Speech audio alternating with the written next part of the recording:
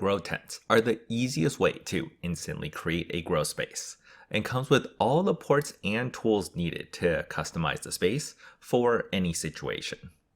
Starting from the bottom, there's a catch tray for water spills, vents for passive air intake, ports for ducting, mylar lined walls to reflect the lighting, hanging bars to mount your devices, more ducting ports at the top, and a pass-through port, as well as a controller plate on the outside to automate your devices.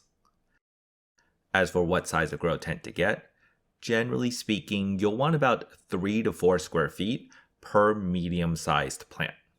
So for example, in this 2 by 4 feet grow tent with 8 square feet of floor space, it's able to comfortably house 2 plants.